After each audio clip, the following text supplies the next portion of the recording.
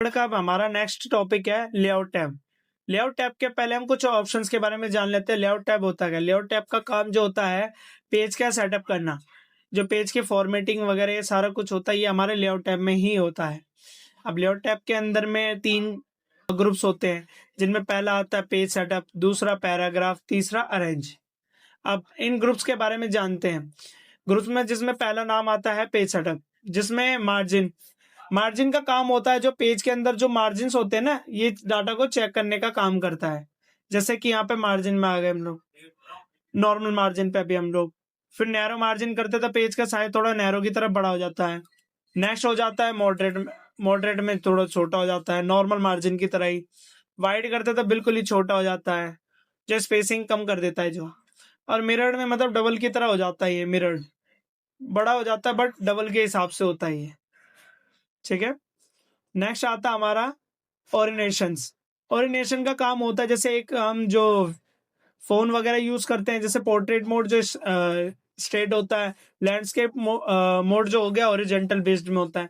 Landscape में page का size हो जाता है चौड़ा ज्यादा हो जाता है, लंबाई कम हो जाती है। पोर्ट्रेट में लंबाई ज्यादा होती है और चौड़ाई कम होती है।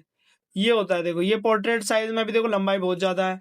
अब यहाँ पे हम लैंडस्केप में इसको कन्वर्ट करेंगे तो देखो चौड़ाई बढ़ गई है इस। ठीक है।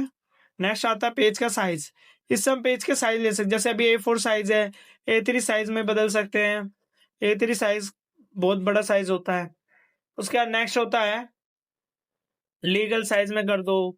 ये साइज होते हैं, अलग अलग साइज में हम इसका डिवाइड, जैसे अभी हम नॉर्मल लेटर साइज में रखते हैं तो लेटर साइज में हमारा ये पेज है।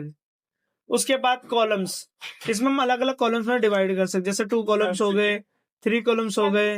अरे ये को बना दिया और लेफ्ट साइड में कम है, राइट साइड में ज्यादा रहता है, और राइट साइड में कम रहता है, और यहाँ पे राइट साइड में हमारे पास कुछ नहीं है और लेफ्ट साइड में हमारे पास ज्यादा वर्ड्स हो जाते हैं।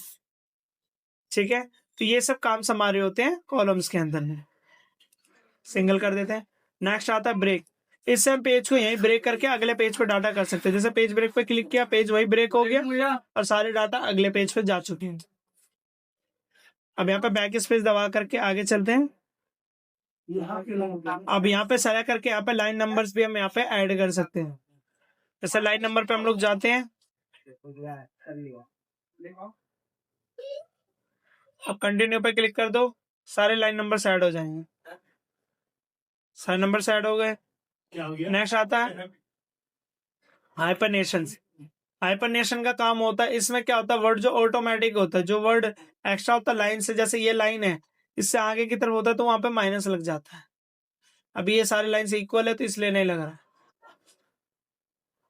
अब यहाँ पे लाइन नंबर्स को नोन कर देते हैं और आगे चलते हैं। इसके बाद आता हमारा नेक्स्ट ग्रुप है पैराग्राफ ग्रुप। पैराग्राफ ग्रुप के अंदर में जैसे इंडेंट होते हैं, इंडेंट यहाँ पे होते हैं, पहले हम इंडेंट को ऐड कर देते हैं। से रूलर ऐड कर देते हैं यहाँ पे थोड़ा, वो इंडेंट को समझने में हमें बहुत इजी हेल्प करेगा। लेफ्ट साइड में जैसे कि यहाँ से वो करते हैं हम साइज लेफ्ट साइड से बढ़ाते हैं, तो यहाँ पे साइज देख रहे हो आप, इंडेंट का साइज यहाँ पे धीरे धीरे बढ़ते जा रहा है और इधर से टेक्स्ट का साइज कम होते जा रहा है, स्पेस कम हो रहा है। अब नेक्स्ट यहाँ नीचे वाले डाउन साइड से करेंगे तो यहाँ से क्या हो रहा है, साइज यहाँ से कमते जा रहा है इंडेंट का, और टेक्स्ट का साइज बढ़ते जा रहा है। राइट साइड से करेंगे तो राइट साइड से कम होते जाएगा इधर से, और नीचे वाले से करेंगे तो राइट साइड से बढ़ते जाएगा इंडेंट स्पेस। देख लो। नेक्स्ट आता है स्पेसिंग। इससे हम स्पेस को कम ज्यादा कर सकते हैं, जैसे ये बिफोर एंड आफ्टर के भी स्पेस हो रहे हैं। बिफोर वाले मतलब पहले, पैराग्राफ के पहले सारे स्पेस बढ़ते जा रहे हैं। ये आफ्टर मतलब पैराग्राफ के बाद के, जो हर पैराग्राफ का वो है ना, उसके आगे के देखो सारे स्पेसेस बढ़ते हैं और घटते जा रहे हैं। नेक्स्ट इसके बाद आता है पोजीशन अरेंज। अरेंज ग्रुप के बारे में जानने के लिए पहले यहाँ पे हमें इंसर्ट से शेप्स का यूज करना पड़ेगा, क्योंकि शेप्स और पिक्चर्स का यूज करते हैं हम उसमें। जैसे यहाँ पे एक हमने शेप का यूज किया, लेआउट टैब में आ गए। अब लेआउट के अंदर में यहाँ पे ऑप्शंस ओपन हो चुके हैं। पोजीशन का काम होता है, इसमें कोई भी पिक्चर या कुछ भी लेते हैं उसका हम पोजीशन सेट कर सकते हैं। ठीक है। ये पोजीशंस हो गए। उसके बाद आपको जहां लेके जाना वहां ये जाएगा। वार्प टेक्स्ट मतलब टेक्स्ट के ऊपर लिखना है, टेक्स्ट के बिहाइंड लिखना है, ये सारे सेटअप इसके अंदर होता है। जैसे ये बॉक्स टेक्स्ट के ऊपर हो गया, टेक्स्ट ऊपर हो गए बॉक्स के, इन फ्रंट ऑफ टेक्स्ट, तो टेक्स्ट के ऊपर आ गया ये जो बॉक्स है, मतलब टेक्स्ट हाइड हो जाएगा, इसके नीचे छुप जाएगा। ठीक है। नेक्स्ट आता है ब्रिंग फॉरवर्ड। यहाँ पे एक शेप और कॉपी और पेस्ट कर देते हैं, कंट्रोल सी और कंट्रोल वी प्रेस किया है। अब इस बॉक्स को हम यहाँ पे कलर दे देते हैं। यहाँ पे फॉर्मेट में आता है ऑप्शंस, शेप्स में, या कलर कर देते हैं, इसका कोई दूसरा कलर कर देते हैं। जैसे यहाँ पे येलो कलर कर दिया हमने, आउटलाइन पे भी येलो कर देते हैं। ठीक है। अब यहाँ पे आ जाते हैं लेआउट में। अब यहाँ पे क्या है, एक साथ रख देते हैं। जैसे इसको सेंड टू बैक करना है, सेंड टू बैक, तो बैक करते के साथ ही ये पीछे की तरफ चल जाएगा और वो आगे के पीछे वाला जाएगा।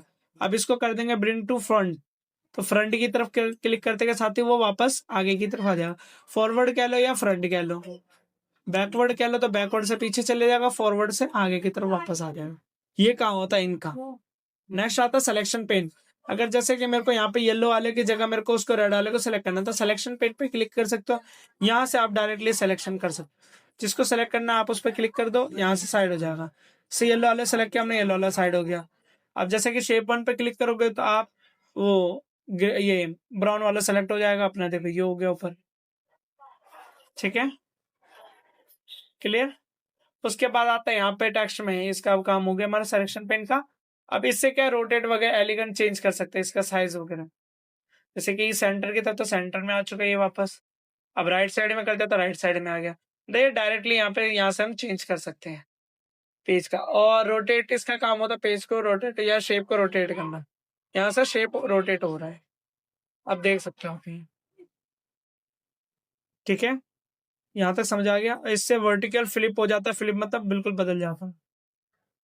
क्लियर यहाँ तक?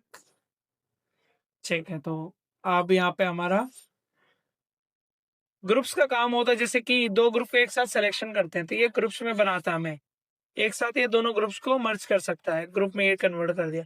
अब ये दोनों एक ग्रुप बन चुके हैं हमारे। ठीक है, अब ये दोनों हमारे एक ग्रुप बन चुके हैं। अब दोनों को मेरे को जहां लेके जाना, हम यहाँ पे एक साथ इनको लेके जाएंगे। पोजीशन पे सेट कर दो आप इसको, जिस पोजीशन पे रखोगे अब ये दोनों उस पोजीशन पे एक साथ जाएंगे, दोनों ग्रुप में हो चुके हैं। अनग्रुप करने के लिए यहाँ पे वापस क्लिक करो और अनग्रुप पे क्लिक कर दो, तो दोनों अलग हो गए। ठीक है, आज हमने विनवर्ड का लेआउट टैब यहाँ पे हमने अपना कंप्लीट कर चुके हैं। ओके।